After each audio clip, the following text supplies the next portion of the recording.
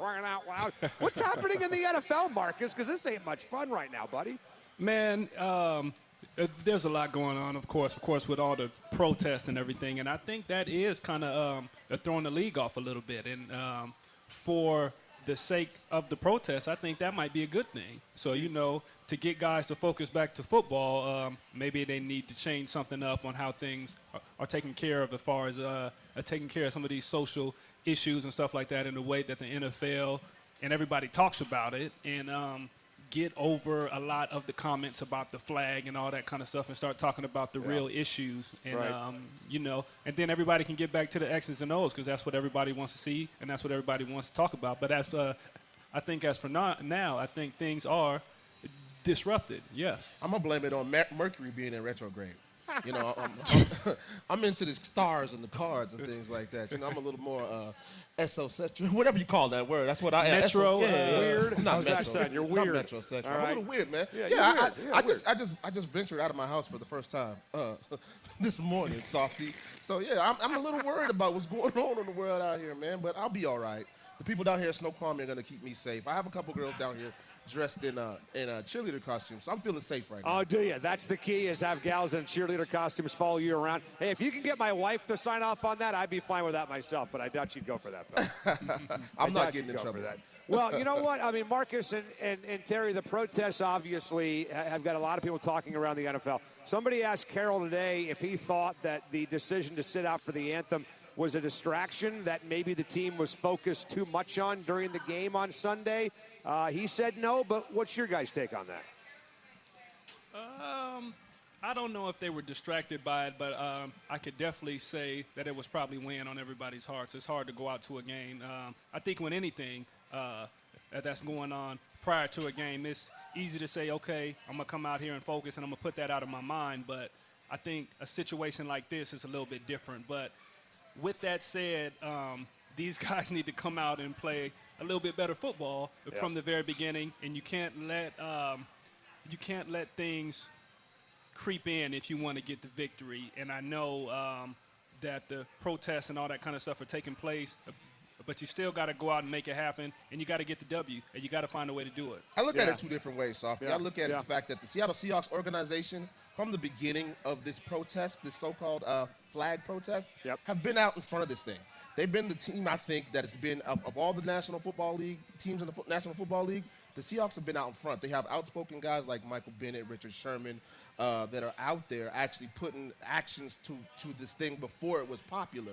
So I think probably a couple of those guys felt a little bit of added pressure to really do something extra special. And I heard that they had spent, 3 hours the night before trying to put it together. Right. And I can't imagine that spending 3 hours talking about what type of protest you're going to do the next day is conducive to having a great football game the next day. That being said, I understand that these guys are also professionals and ultimate professionals. So they probably did the best they could to focus on the task at hand. But being human, I think, it probably crept in a little bit. Nah, no doubt. I mean, look, I could totally see it. And, look, I don't know what it's like to be in Michael Bennett's shoes. I have no idea what it's like to be in African-American shoes. But my heart sinks, as I'm sure yours does too, when you see Michael Bennett retweeting the stuff that he sees on Twitter, right? I'm not sure if you guys caught that this morning, but, I mean, I can only imagine how disgusting that is and how that might make somebody feel to have somebody use the N-word on your own Twitter account over and over and over again and wonder why a guy like that may not be in the mood to stand up for the national anthem and stand up for the flag. Well, if you lived through and you saw the things that Michael Bennett sees on his Twitter account, you may have a different perspective as well. So people have to think about that, I think, as well. Yeah, I did not see Michael Bennett's Twitter, but I can only imagine the things that he's seeing and the people that are sending stuff to him. It's horrible. Because I'm just on social media, and I'm just a nobody. And the things that I see, even from the things that I post, sometimes I see the most vitriolic, evil, racist things, and I'm a nobody. I'm not taking a knee. And I mean, it's just disheartening sometimes. And you start to see those things, and you understand why maybe a guy would want to take a knee to bring attention to some of these things. And it kind of proves the point. And ultimately, that's what it does. I was just about to say that, Terry, that I think it really proves the point that everything is coming to the light now. you talked about seeing things on Twitter and all that kind of stuff, Softy. Stuff like this goes on all the time, but now it's just now coming to the light, man. It's in everybody's face right now, and they have to see it. So I think it's a good thing, man. It's coming to the light, and if we're ever going to move forward, I think it's going to be I think it has to be tough. I think it has to be uncomfortable for everybody involved, and they got to see it, and they got to move on.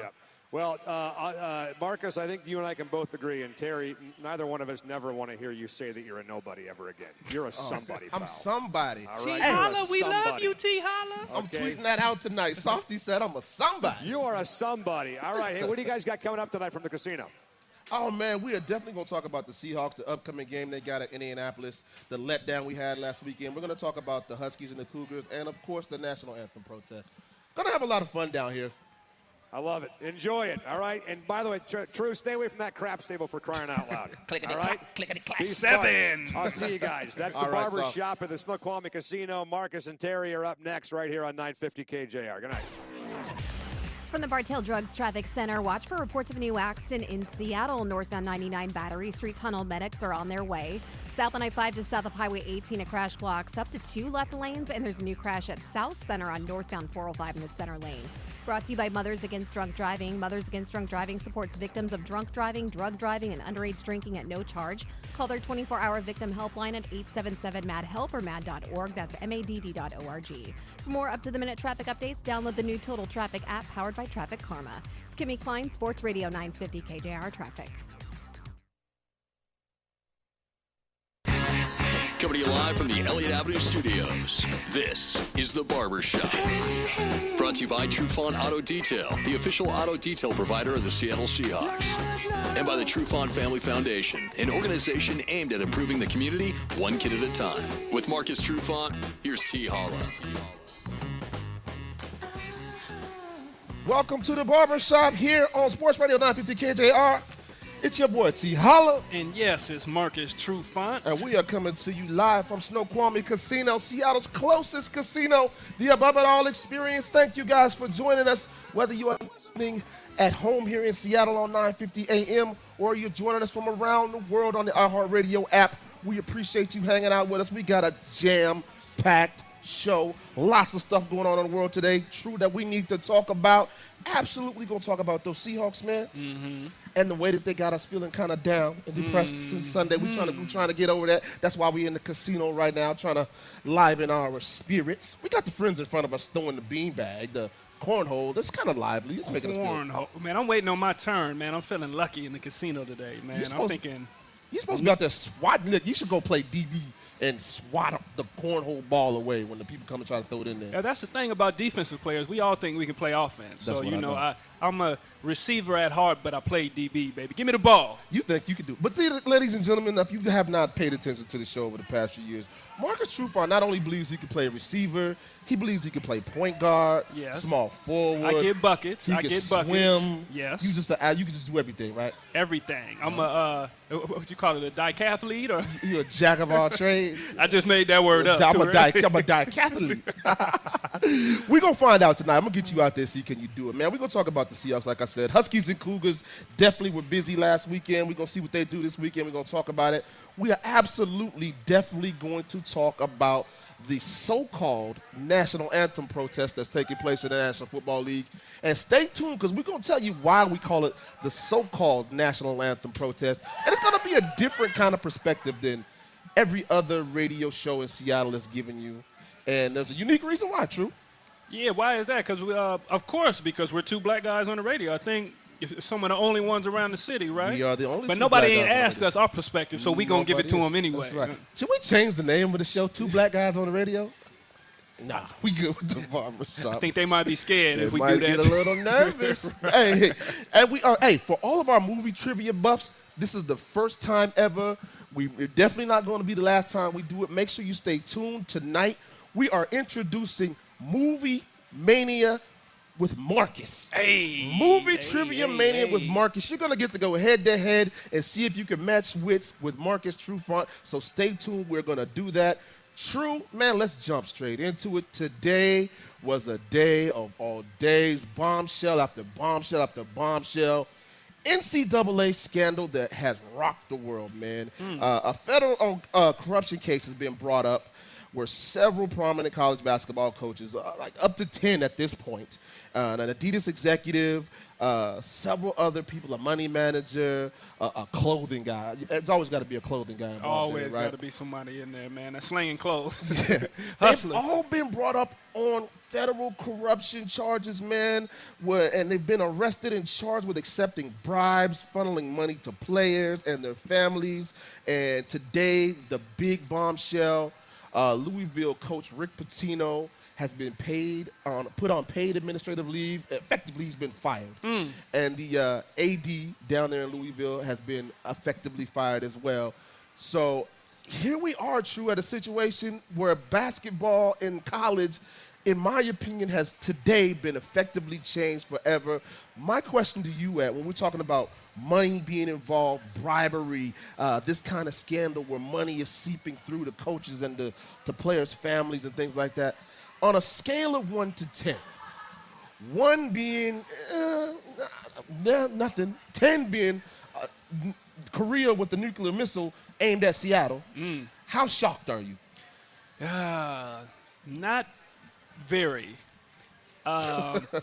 You don't say. You hear the thing that if you ain't cheating, you ain't trying. You ain't trying. So, especially in basketball, man, I think it's been going on for a long time, and I know the investigation is pending, and I think they're digging deeper into this. So I have a feeling that more schools are going to be involved in this. But doing this type of thing and going to get the young athletes and greasing the palms of the parents and getting them apartments and different houses and all that kind of stuff is, to be honest, it's kind of trickling down to the high school level. Bro, it's more than high school. It's going even further. We're talking about some of the AAU programs are getting hit right now. Now, if you guys don't understand, AAU is a big deal. Not only is it a big deal for young kids playing basketball today across the country, right, but it's a big financial deal. A lot of people are paying, parents are paying for it. A lot of the ones that can't afford to pay for it are actually getting some of these sponsor deals. Right. And that's why they have this problem now, because a lot of this money is coming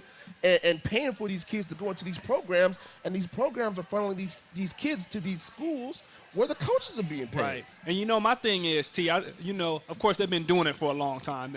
I think this is old school game. You come in there and you bring the slick talker, and, of course, they're not going to take no for an answer, so they're going to throw around some cash. So I think after a while, I think they got sloppy. Yeah. I think the game, it kind of got messy and people got sloppy and new people came in and just thought it was all good. But I'm reading some of this stuff, and they said that the U.S.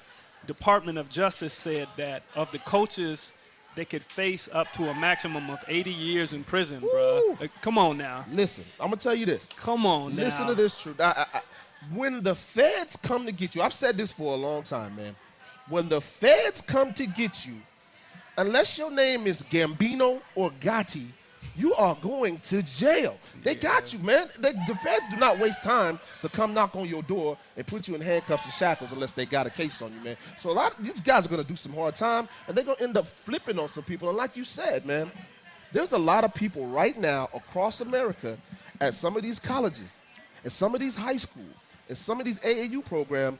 They booty is real tight right now. Somebody's scared. Somebody's sweating right now. But my thing is that you got a big organization like Adidas, of course. So where do they go from here? They got all types of guys all over the league, from basketball, football, soccer, all over the world. So does this taint that relationship, or what happens with that? It gets screwed up, man. I think as we've seen, this is such a bombshell case that the experts and the people out there that are talking about it are saying this is going to fundamentally change basketball, college basketball, from here on out. It's definitely going to change it from this year on out. The entire recruiting class at Louisville left.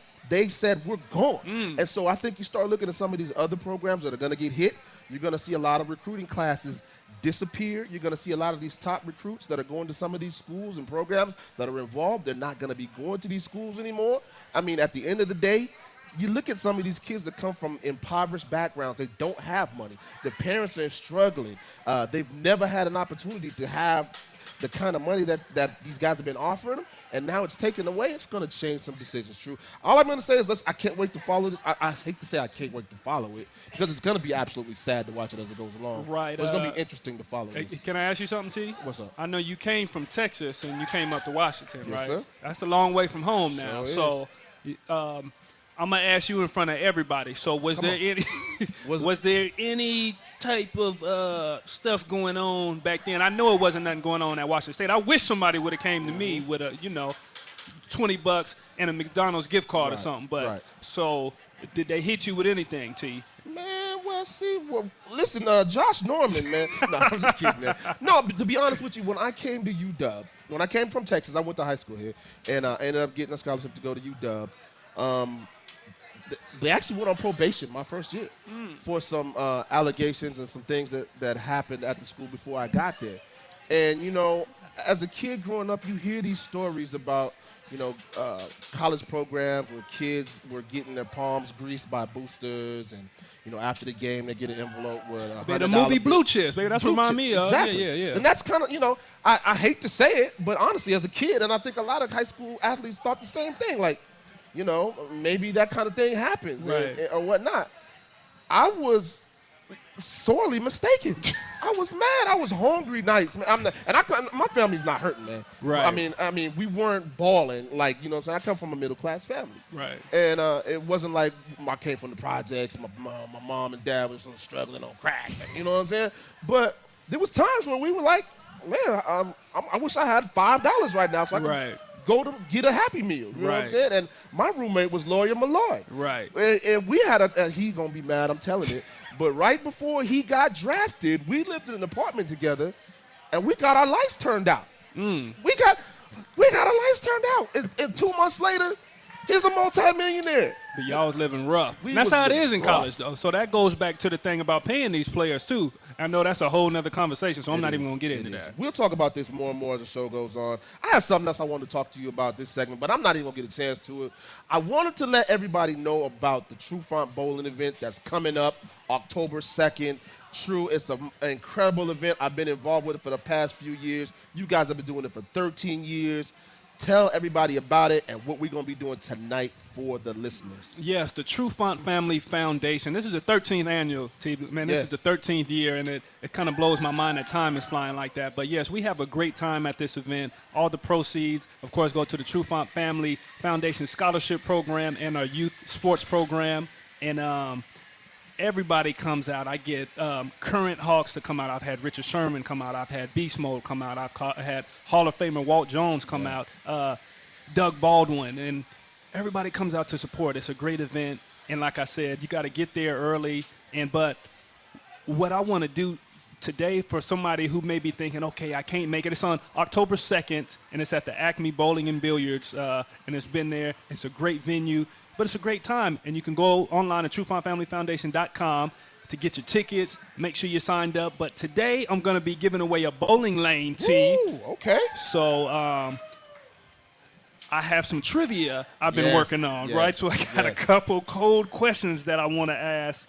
And the first person to call in or the first person to get it right, of course, is going to get access to this free lane that I'm giving away at the True Font Family Foundation Bowling and Billiards Tournament. Big time. So make sure you guys stay tuned. We are going to do that at the top of the hour. Stay tuned. We are going to be giving away a free lane of bowling at Marcus Trufant's 13th annual Bowling and Billiards Classic taking place at Acme Bowl. But when we come back, I'm going to talk about these Seahawks, True, and how they got me feeling right now and see how they're going to take the field this weekend at CenturyLink against the Indianapolis Colts. It's T and True coming to you live from Snoqualmie Casino right here on Sports Radio 9.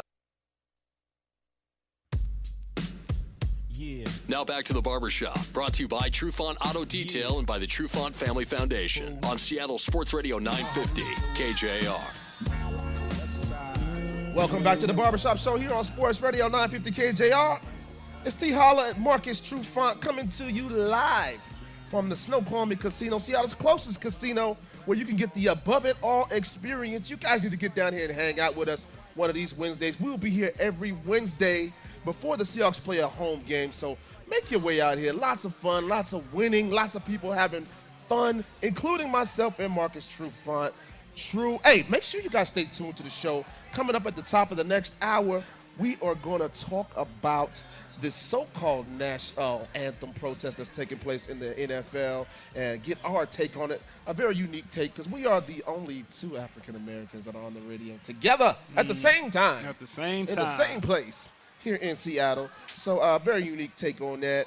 Also, for all of my movie buffs out there, in the next hour, we are going to play Movie Trivia Mania with Marcus Trufant. Dang. So make sure you stay tuned. You're going to have an opportunity to call in and beat Marcus Trufant at Movie Trivia. Right now, though, True, I want to talk about the Seahawks. The game they played this past weekend, man, I'll say they lost. I don't even know how to describe it other than just a weird game. Okay. A weird game. You got a chance to watch it, obviously, right? Mm-hmm. Would you agree that it was a weird game? It was a weird game, but I just think it was one of those things. I know people have been talking about it for the last couple of days. Of course, on Wednesdays, we always come around on the tail end of it, but my take was it was just one of those games where they, like, a slugfest, but then eventually it's like the Hawks start taking these shots and they didn't have no fight left. They was all out of fight. Yeah, or they was tired or they couldn't punch back, and it was like, okay, big play. And then the Hawks, they came back with their big play. But then after that, okay, it was a 3-and-out, and or if the defense got hit for a big play, the offense would come out and get a 3-and-out. And I think the spirits just started going down after a while, man. And it was just hard to fight out of that hole, and I think they just dug a hole too deep and they couldn't get out of it. What happened, if you watch it, it was a tale of two halves. And the first half, if you were looking for an offensive slug out where it was a juggernaut, offenses battling it out, high flying, moving the ball up and down the field, you were tuned into the wrong game because neither offense could move the ball. Both defenses were stout. It was 3-and-out, 3-and-out, 3-and-out. I saw John Ryan more than I saw Russell Wilson in the first half of the game. Okay? A great defensive display from both teams. Second half, the Seahawks looked like you said. They just ran out of gas. It looked like they just could not answer the bell. And one of the reasons why I think so is that Tennessee had basically an identity like the Seahawks used to have. A run first, downhill, pound it out type of mentality, and they never abandoned the running game. DeMarco Murray, who other teams had given up on, the Dallas Cowboys had given up on him, the Philadelphia Eagles had given up on him.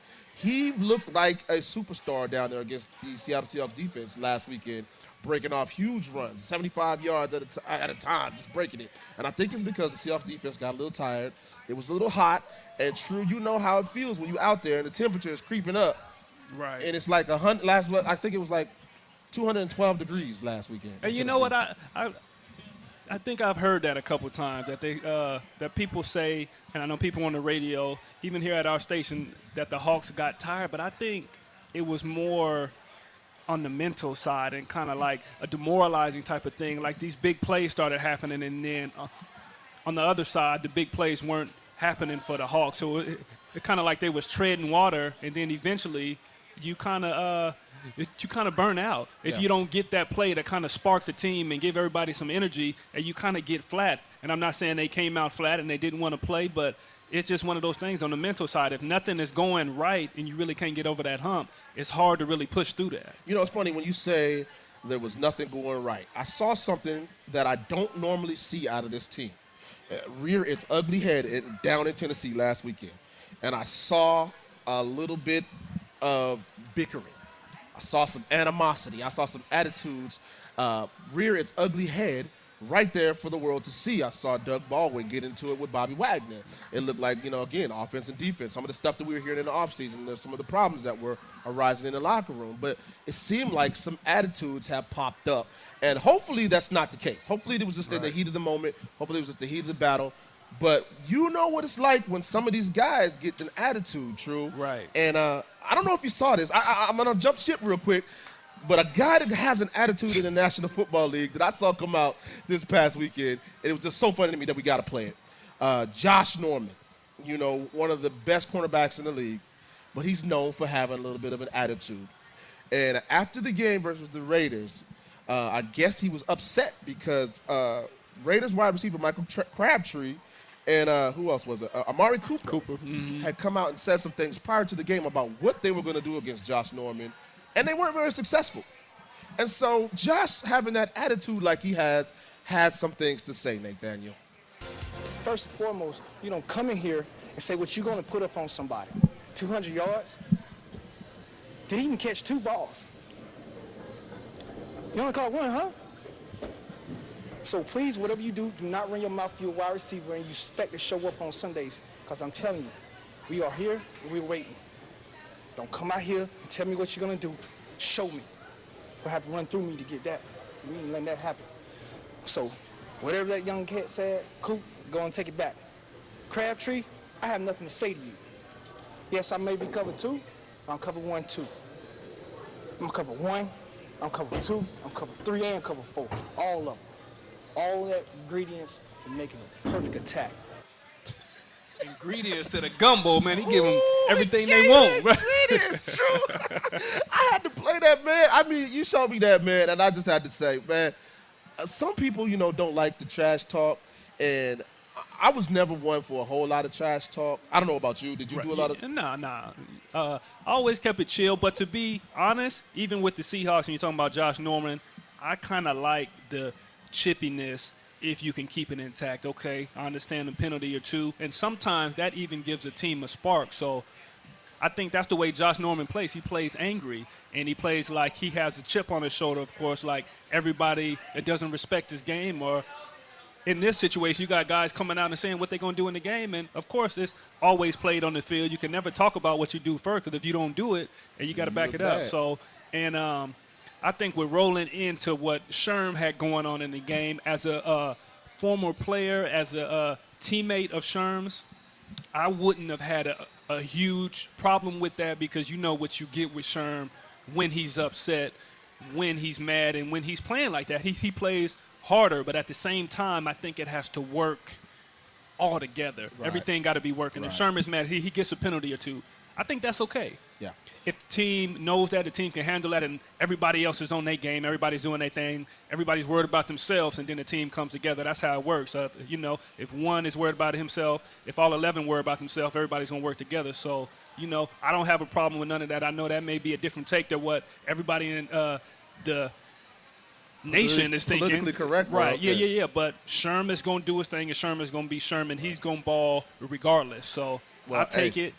Listen, I hope that they can put it together, wrap that up in a ball, and package it up real nicely, and come out with that against the Indianapolis Colts this weekend, because we're going to be all excited to see it. Prime time, Sunday. I'm excited. We're going to be in the house. You got to get mad sometimes. You got to get mad sometimes, and I hope they can bottle that up. Hey, True, when we come back, though, we're going to let you give away some tickets to your bowling event that's going to take place on October 2nd. So stay tuned. If you want to win tickets, win a lane to bowl with some of your favorite Seahawks on October 2nd, stay tuned. We're going to give you that chance. And when we come back, we got a special guest that's going to join us. An ex-Tampa Bay Buccaneer, spent 7 years in the National Football League. Hamza Abdullah is going to join us, and we're going to talk about the so-called national anthem protest that's taking place in the National Football League. It's taking place right here in the Barbershop, coming to you from Snoqualmie Casino on Sports Radio 950 KJR. What could be better than football and barbecue? That's right, nothing. And if you want the best barbecue in the northwestern part of these here United States, then you need to get on down to Carolina Smoke Barbecue in Boston. Located in Country Village, Carolina Smoke has the most succulent smoked brisket, fall off the bone ribs, and mouth-watering tri-tip, and so much more. Come on down and see us today at Carolina Smoke Barbecue, 23806 Bothell Everett. Now back to the Barbershop, brought to you by Trufant Auto Detail and by the Trufant Family Foundation on Seattle Sports Radio 950 KJR. Welcome back to the Barbershop Show here on Sports Radio 950 KJR. It's T. Holla and True coming to you live from Snoqualmie Casino, your football headquarters for the 2017 football season. We will be here every Wednesday that the Seahawks have a home game. Come on out and hang out with us for a little while. It's Seattle's closest a casino where you can have the above-it-all experience. Also, if you come out on a Wednesday or a Thursday, you're going to have an opportunity to win some incredible prizes. They got a 2017 Toyota 4Runner down here, fully loaded with everything you're going to need for the ultimate tailgating experience. Or you can even win this thing they call the Above It All Experience. True, is where you're going to get a chance to go down on the field during the Seahawks game and be a game day field photographer. You can only get it here on Wednesdays and Thursdays at Snoqualmie Casino. If you want to get details about that, hit us up, snowcasino.com. That's right, snowcasino.com. It's lots of fun down here hanging out with T and True, as always. But we got a special guest joining us here tonight. Our friend, He's a Cougar, though. I feel a little outnumbered every time he comes around. But our friend and Cougar. That's my dog. Drafted by the Tampa Bay Bucks in 2005. Spent 7 seasons in the National Football League. Safety Hamza Abdullah. What's going on with you, my man? Oh, man, just hanging out. Glad to be here with you guys. How you doing? We doing real good, man. Good. Real good, man. We just, we love to get your take on things, man, from time to time, because you are a very scholarly young man. Very learned young man. That brother is deep. No, man. It's just because I wear these glasses. I always wanted, before I jumped into this real quick, just to be silly for a second, you always just see somebody with glasses, you always think they're smart, right? Yep. Why do we think that? They just can't see. That's it. It's one of those things that we learned when we were young, that glasses was associated with being a nerd or a geek or being smart. I know some dumb people with glasses. You're just a dumbass blind dude, man. You can't see good. Yeah. But no, we definitely wanted to have you in. Thank you for joining us here, man. This has been a really troubling week, to say the least. It's been very unsettling. I've been mentally tired and mentally drained by everything that's been going on. We call it the so-called national anthem protest that began with Colin Kaepernick last season. And recently it was been invigorated by number 45, President number 45. And because of his words last week at a stump speech down in Alabama, this thing has taken on a brand new life of its own. If you guys don't know, you've been in a cave underneath the rock. President Trump came out and he said, to the NFL and all the owners, wouldn't it be great to see some of these owners take these guys that are kneeling for the national anthem and fire those SOBs. But he didn't say SOBs. He actually said the real word. And it really invigorated a lot of the teams and the owners in the NFL, and they joined in solidarity. And every single one of the 32 teams this weekend staged the protest in some form or fashion. And it has turned America upside down, divided across so many lines. I just wanted to say, first of all, Hamza, when you saw this, when you saw number 45 call these guys SOBs, what was your first feelings? My first feeling was it's a flea flicker. This is a play action fake. They want us to focus on something that's not the issue. Now he's turned, even, it started as kneeling, and then during the national anthem, he wasn't protesting the national anthem. He was kneeling during the national anthem to bring awareness to the disproportionate killings of unarmed black people at the hands of police with impunity. So he was taking the knee for that. But when Trump calls out, say, hey, he should fire those guys, now he wants to make it about him. He wants to make it about the flag. So, again, it's just another distraction to get people away from the issues. And I think we need to get back to the issues. Yeah. Now, again, I've been calling this the so-called national anthem protest because I want everybody out there to understand something. And it's the thing that's been driving me crazy, True. Everybody's so upset because they're saying that these players are disrespecting the flag and disrespecting the military. And there could be nothing further from the truth. These guys have come out time and time and time again and said, this has nothing to do with disrespect of the flag or the military. This is to bring attention to something that we feel is very important, and nobody would pay attention to us if we did not do this, True. So it's not a protest of the flag. And my thing is, T, I'm not even on the politics like that. I'd be the first one to say it. But when I understand the protest, but why are people so quick to jump and say that people are disrespecting the flag? Is that really to distract, or can they not even see, I guess, what the issue is and what the issues are? And that's what really disturbs me. If you're so quick to jump to the flag and what's going on in that disrespect, are you sweeping underneath the rug all the issues that people are really protesting about? And that's the part that's really difficult for me to swallow. The friends on Facebook and on the social media and all this kind of stuff, they so quick to go to the flag, and it just makes me think, okay, you don't care about that other issue. That's how I take it. Well, this is the thing. They can relate to the flag. They can't relate to being pulled over because they're driving while black, because they're not black. These are issues you say, okay, man, they have to take care of something. I remember one of the quarterbacks, Aaron Rodgers, he said they have a long fight on their hands. No, this is a long fight on our hands as Americans. If you're an American citizen, if you're a human being, you should feel empathy for that person that gets pulled over and gets shot and killed for no reason other than being black. And this cop says that, oh, he frightened me, or he reached for a gun, or he did something, and if someone else did that, if someone went to that car and shot this guy because he felt scared, and they said, hey, wait a minute, you committed a homicide, that person would go to jail. But the police are not going to jail. They're not being indicted. So that's the problem. That's what we need to get back to. But the reason these people sitting at home, they're so emotional because they can relate to that flag, but they can't relate to that individual that's being killed for no reason. Right. Heavy. You are listening to the Barbershop Show. We got our friend Hamza Abdullah, NFL veteran for 7 seasons in here with us. He's a Washington State Cougar, too. And he's a Washington State Cougar. Give him that love, absolutely. Now, I want to go to this. So, again, I know you're on social media. Both you gentlemen are on social media.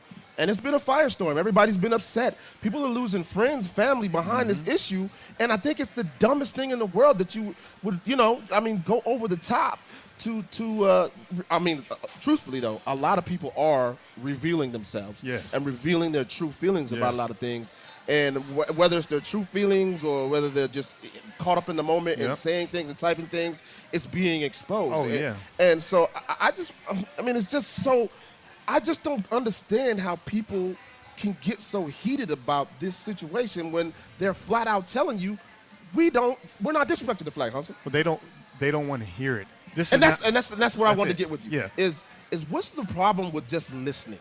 Because we have T. When you go home, I have 4 children. I have 2 boys. I have 2 daughters. It gets to a point to where your child says something to you and say, hey, wait a minute. I'm the parent. I don't have to listen to you. You tell them to just go to bed. That's what people have and are exercising right now. White people say, hey, wait a minute. I don't have to listen to what's going on in Kent or in Tacoma or in Federal Way. I live in Bellevue. I live in Mercer Island. They can take that stance and say, I don't want to hear about that. But if you're a human being, if you're an American citizen and you care about the well-being of everyone, you say, wait a minute, let me take my time, let me disavow and get away from my white privilege and let me listen to what's going on. What are the issues? Let me stop for a second, because right now it's just like, and I'm a big advocate on mental health, but when someone has a mental breakdown, they're screaming for help. Right now, African Americans, people of color, are screaming for help. People in Puerto Rico are screaming for help. People taking the knee during the national anthem, they're screaming for help.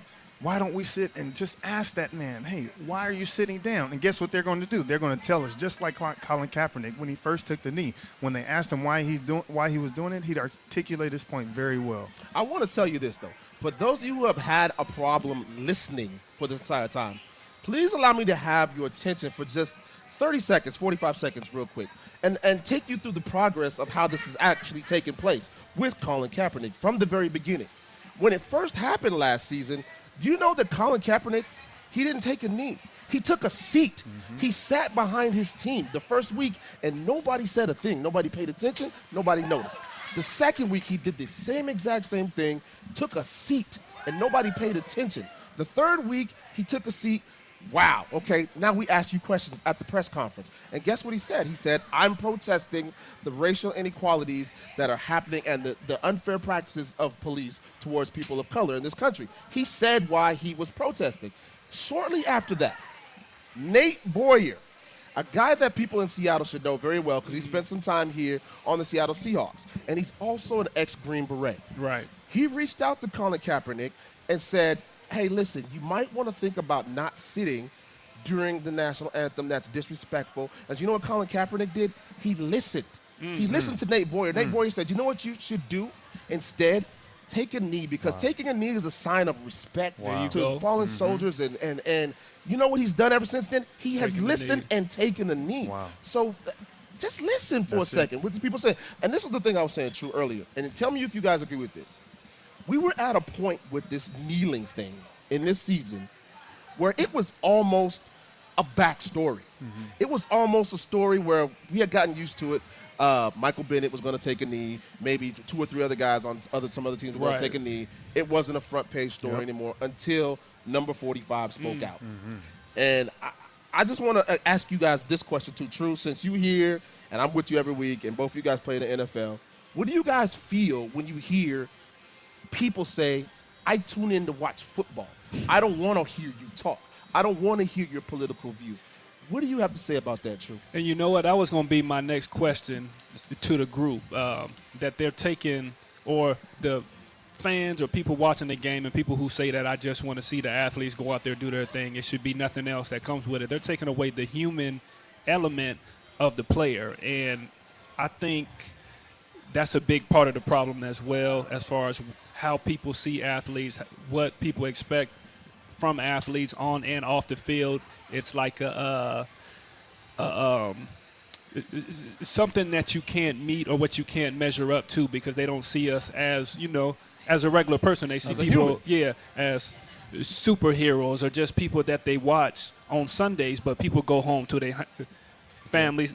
Hamza, just like you talked about, you got 4 kids, I got 5 kids. I go to the grocery store, I take out the garbage, I do all that kind of stuff. So just to sit up here and say, okay, I just want to see you guys play and nothing else should matter, everybody's making a lot of money, everybody should be happy, that is crazy. Well, and even in that statement, though, that statement has roots in racism.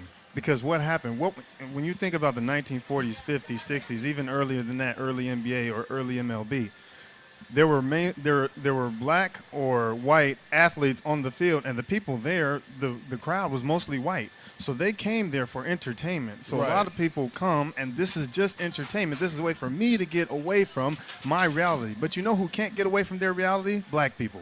Oh. You know who also can't get away from reality? The athletes that are on that field. I remember, I'm sure you remember, September 11th, 2001, we were about to play Colorado. Right. The planes hit the World Trade Center, and we go out to practice. And everybody's just in a daze like, wait a minute, why are we out here? Right. You know what I'm saying? But we're athletes, and we're at this university, and they're paying for our scholarships, and we have to be out there in New York. You can still see smoke, and guess what? The fields are still there. Mm-hmm. Athletes are real too. Athletes have families in the military. Athletes have families that are doctors, that are firemen, that are New York. So where do we get a chance to go and get distracted? So no, the people, the athletes, they have feelings, they have families, and I appreciate now that social media has given a voice to the voiceless, even the athlete that has been circumcised by the sports media, because they used to create the narrative, and they used to say what Marcus Trufant said after the game, what Hamza Abdullah said after the game. Now I can go right to my Twitter, right to my Instagram and say, no, I didn't. Yeah. Right. Yeah. Yeah. So here I'm going to ask you guys this $1 million question before we leave this subject alone. I'm going to put you guys both on the spot, because both of you guys played in the National Football League for a long time. You've been in a situation where these guys are out there seen as role models on center stage in front of the entire world to see. If both of you were out there right now and we were in a situation where we wanted to call attention to inequalities and racism in the country, would you take a knee? And I'll be honest, T, I would say that it would be difficult. And I think that's by design, out of fear of what they're doing to Kaepernick right now, that your job and your dream is going to be in jeopardy.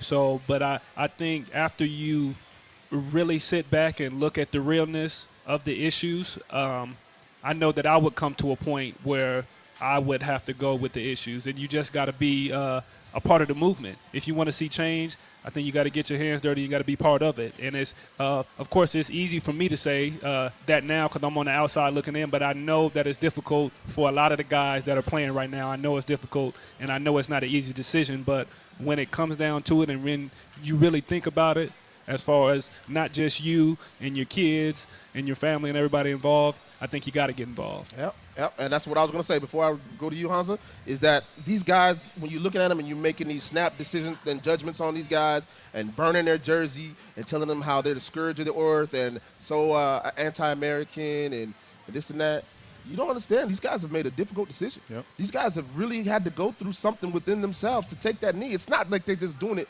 to be cool. No. There is so much at stake, at risk when they take that knee. Oh, yeah, because that camera's going right to the first person who's taking that knee. And now his name would be trending on Twitter. Now they're going to access his personal Instagram and Twitter and get to his family and things like that. And to answer your question, quite frankly, no, because I didn't. I had that opportunity. But my reason is a little bit different because I knew my history. I knew Mahmoud Abdul Rauf didn't stand for the flag, and him being Muslim, I'm a Muslim, and I knew what it would look like. So I stood for the flag. I never put my hand on my chest. I never recited with it, but I had the same feelings. But if I were there now today, Colin Kaepernick, he's the first guy. I would have been the second guy in line because he took that stand for me. That I look to Colin Kaepernick. He's younger than me. He played after me. But to me, he's my sports hero because he took a stand that I was unwilling to take. So I respect him wholeheartedly, and I pray that all of the listeners now take a step and just listen. Go and listen to that person that's been talking to you on Facebook. That's your next door neighbor. That's your coworker that says, hey, this is the reason why he's taking a knee. I'd like to show you this film. I'd like to show you this Twitter feed. I'd like to give you this book, whatever it is. I would love for us all to get to a point to where we can start to sit down, listen, and be empathetic towards our neighbors, our brothers, and our sisters. There it is, ladies and gentlemen. Listen. That's the message for today. That's the word of the day. Listen. And you are listening to the Barbershop Show coming to you live from Snoqualmie Casino. I've got a feeling this is not the last time we're going to touch on this subject. Hamza, I want to say thank you for joining us. And, man, adding your input to us is very valuable. And I think the listeners out there definitely got something out of it, man. Appreciate that. Appreciate it. Hey, matter of fact, let's do it right now. True has been wanting to give away tickets to his True Font bowling event at Acme Bowl that's going to be taking place on October 2nd. True has a trivia question for all of Seattle. Listen up for your chance to win. Yes, I had to dig deep for this team, man. I went online on the Google. The Googles. The Google. The interwebs. But I have a bowling lane, and each bowling lane at the True Font Family Foundation Bowling and Billiards Classic holds 6. So I'm going to take 3 callers that get this answer correct, and you're going to be able to bring a friend with you so you don't feel weird and out of place. I'm going to let you bring somebody with you. Okay. I'm going to let you go ahead and do that. But the question is, what does Yoko Uno's first name mean when translated from Japanese? Dang, True. I went deep. You went with the Yoko Ono? I had to dig deep, brother. Dang, True, you really did go to Google. He did Google that. What does Yoko Ono's first name mean when translated from Japanese to English? Go ahead and look that up. You got to give him the phone number. And give us a call. 206-286-9595. That's 206-286-9595. The first 3 correct answers are going to get a chance to bowl at the 13th Annual True Font Family Foundation Bowling and Billiards Classic. Give us a call right now. It's going down. Also, for all my movie trivia buffs, stay by your phone. You're going to get a chance to play against Marcus Trufant. And the game that we have invented, and tonight we're going to play for the first time, is called Movie Trivia Mania with Marcus. So stay tuned. Get your movie trivia brains on. When we come back, we're going to talk about a little bit of college football, them dogs and cats. It's going down here live from Snoqualmie Casino. It's the Barbershop. This is Marcus Trufant for Iron Horse Casino in Auburn. I want to invite you and your friends to join us at the South End's best entertainment location. With over $200,000 in jackpots on our table games, we are your neighborhood casino. Join us on Saturdays for a chance to win $500 every Saturday at 2 p.m. and at 10 p.m. Also, you can win a Harley Davidson or $10,000 cash. For more information, go to Iron Horse Casino. Finally got a chance to leave the CPT. Off to other cities to trip. No longer just the underground. Now back to the Barbershop, brought to you by Trufant Auto Detail and by the Trufant Family Foundation on Seattle Sports Radio 950 KJR. Welcome back to the Barbershop Show here on Sports Radio 950 KJR. It's T. Holly and True. 7:33 on a beautiful Wednesday night, and we are coming to you live from the Snoqualmie Casino, Seattle's closest casino. If you haven't made it down here already, it might be too late. Me and True are out of here at 8 o'clock, but we will be back here every Wednesday that the Seahawks have a home game. Make sure you come down here and check us out. If you can't make it down tonight, definitely come back on Thursdays. This is where they hang out for what they call Blue Thursdays, and they're giving away tons of stuff, True. Up to $180,000 in cash you can win right here.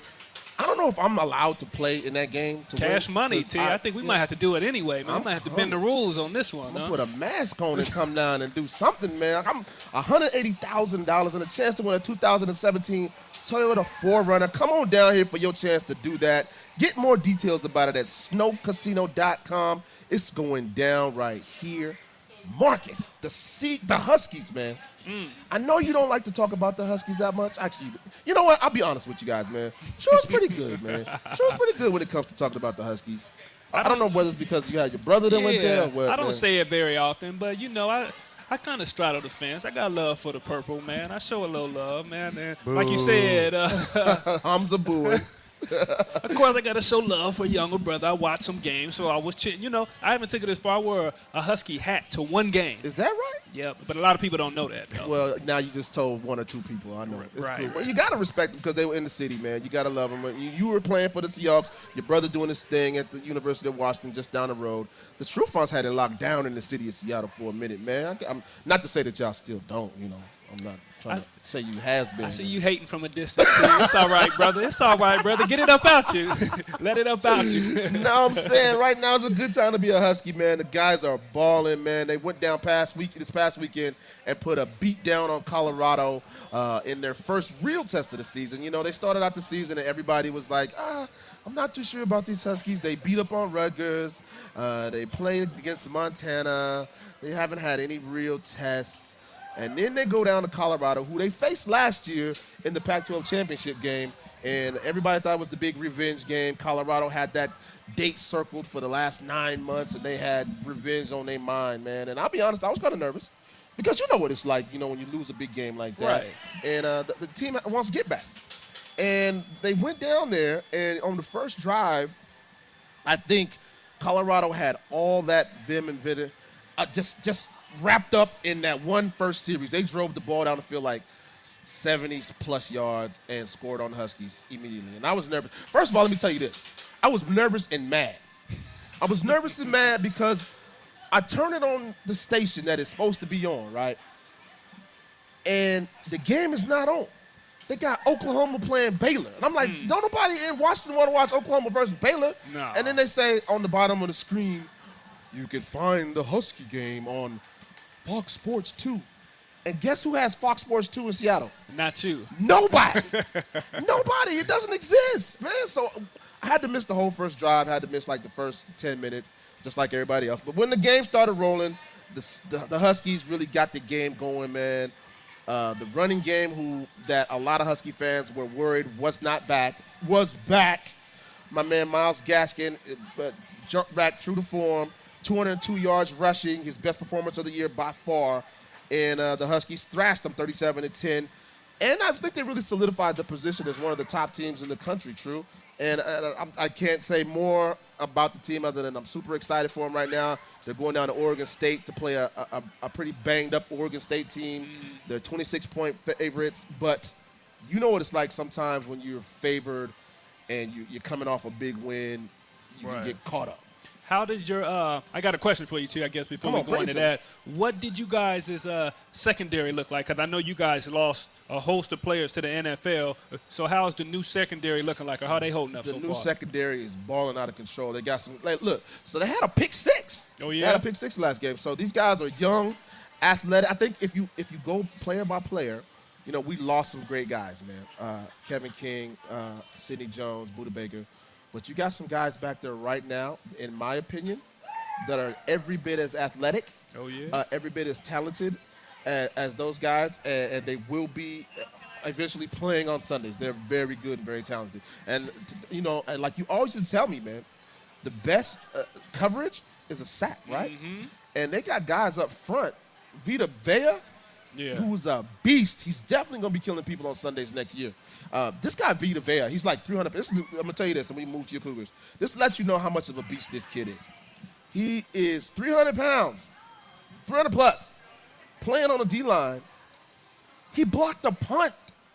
He blocked a punt in the game last weekend. When's the last time you seen a tackle rush up from the middle and block a punt in the Pac-12? Hey, baby, no downs off, huh? No downs off. No downs man. off. So I like it. I'm excited about him, but you know what? I'm actually, believe it or not, I'm going to say this, it's sacrilegious. I'm kind of excited about your Cougars too, man. Okay. They're looking pretty good, True. They got a big game, probably the biggest game, definitely the biggest game in the Pac-12 this weekend, and probably the biggest game in the country as USC, ranked number 5, goes into the Palouse.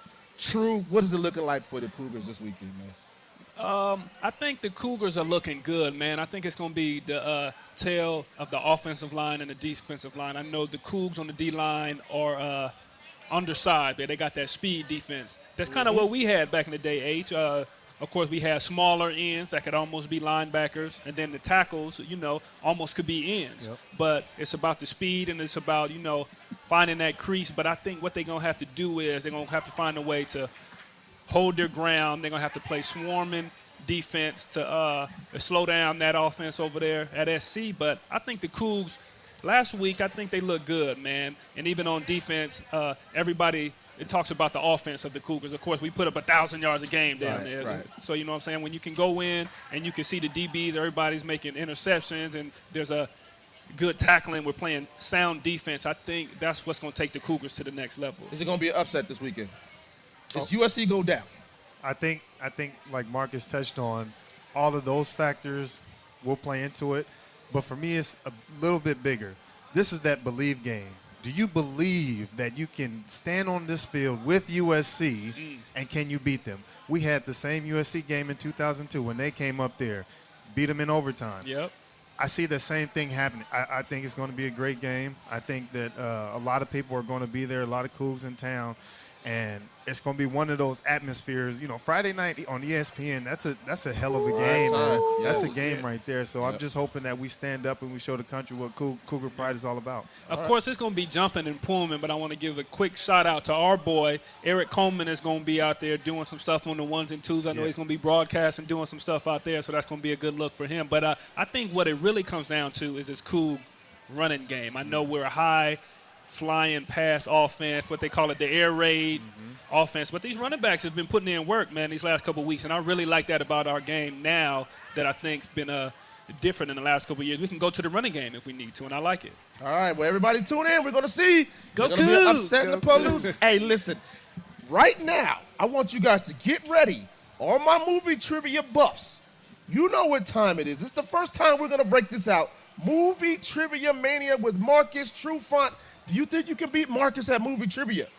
If you think so, call us right now, 206-286-9595. That's 206-286-9595. Get a chance to beat Marcus Trufant at movie trivia and win. We want to hear from you. Coming to you live from the Snoqualmie Casino, it's Marcus and T at the Barbershop. Is dedicated to enriching the community by empowering the youth to excel both in academics and sports. Created by me, Marcus Trufant, in 2003, we have helped hundreds of kids in the Pacific Northwest and beyond. Our mission is simple. Let's make dreams come true for the disadvantaged children in our area. We believe all children deserve a chance to achieve greatness. For more information or to donate, head over to Trufant Family Foundation. Back to the Barbershop, brought to you by Trufant Auto Detail and by the Trufant Family Foundation on Seattle Sports Radio 950 KJR. Welcome back to the Barbershop Show here on Sports Radio 950 KJR. It's T. Holla and True coming to you from Snoqualmie Casino, Seattle's closest casino. And we've been having an incredible night here at the casino. We've been giving away a lot of stuff. Too bad you weren't here to get some of the stuff that we've been giving away, but we have given away 3 tickets to Trufant's 13th annual Trufant Family Foundation Bowling and Billiards Classic that's taking place on October 2nd at Acme Bowl in Tukwila. True, we have 3 winners of ticket. They got a lane to bowl at your event, man. And we want to say congratulations to Jason Gibson, Gabriel de Quina. I'm not Spanish. De Quina. And Andy Backlund, you guys are going to be bowling with us on October 2nd, man. So congratulations to you guys. Right, man. And much appreciate you for just supporting them and even playing the game with us, man. Yes. And the question was that they got correct to be privy to come into this glorious event was, the question is, what does Yoko Uno's first name mean when it's translated from Japanese? And the answer was Ocean Child. Oh, wow. Yeah. Ocean Child. Yeah, so I had to dig deep for that question, and they dug deep on the Google, I guess, and they made it happen. I thought it was donkey booty. But anyways, we are still giving away stuff. And right now, we are going to have the inaugural test run of Movie Trivia Mania with Marcus Trufant. That's our movie trivia music, Okay. that True. I like it, though.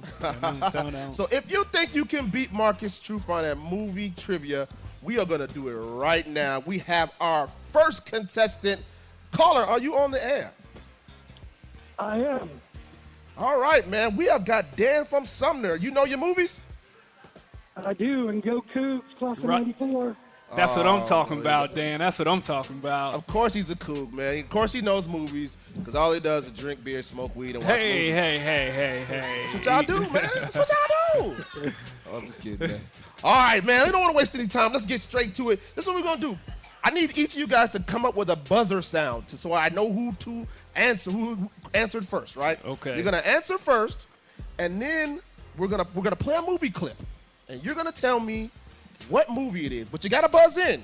Okay. True, I want your sound to be Cougs. Okay. Now, Dan, what's your sound?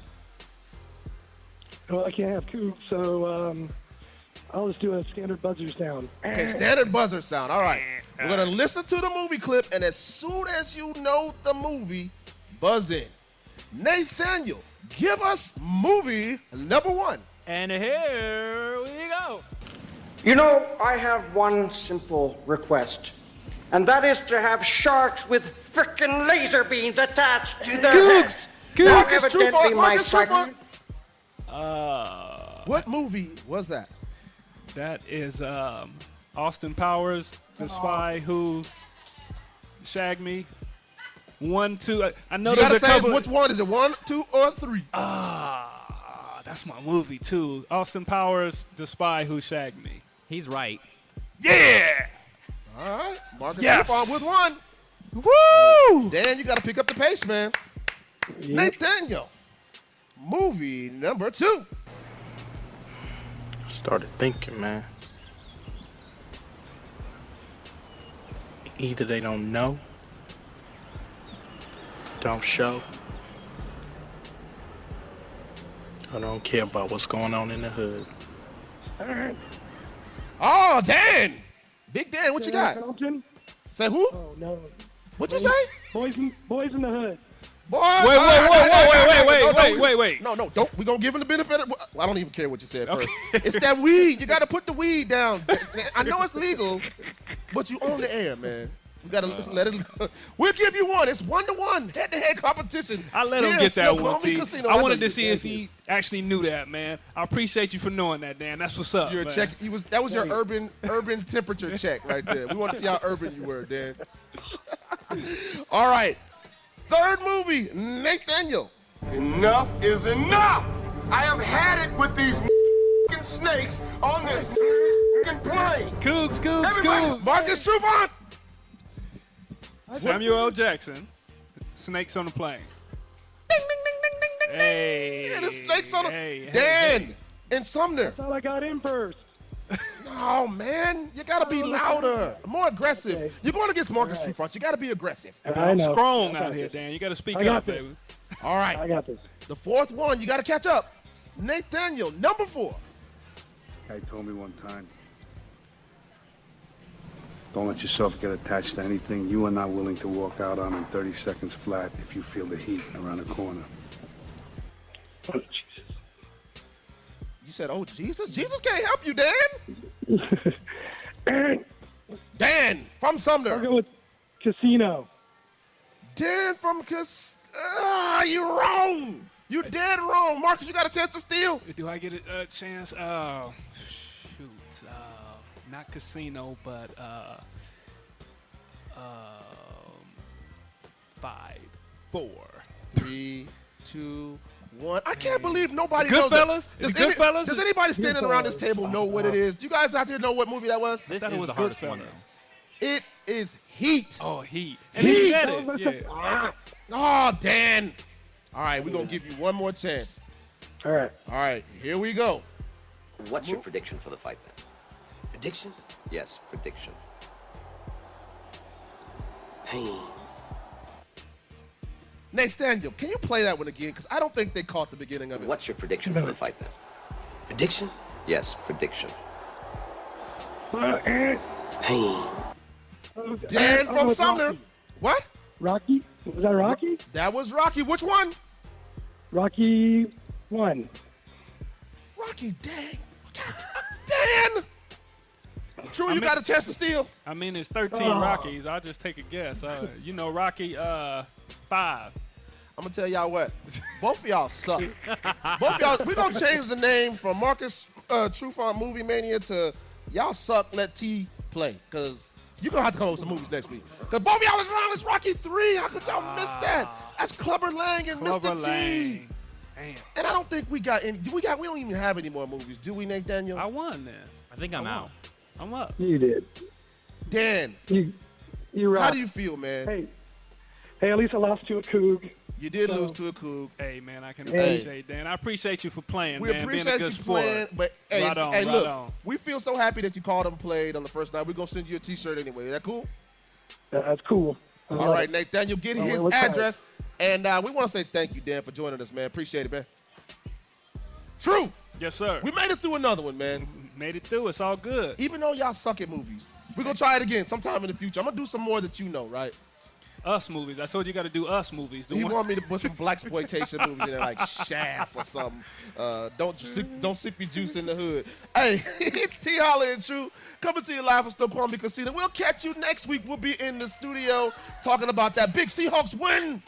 Here we go. It's the Barbershop coming to you live on Sports Radio 950 KJR. True Fine Auto Detail is the right fit for anyone with a full schedule but appreciates a clean vehicle. Whether you're going to practice, going to close a deal, or just out on date night, a dirty car will only slow you down.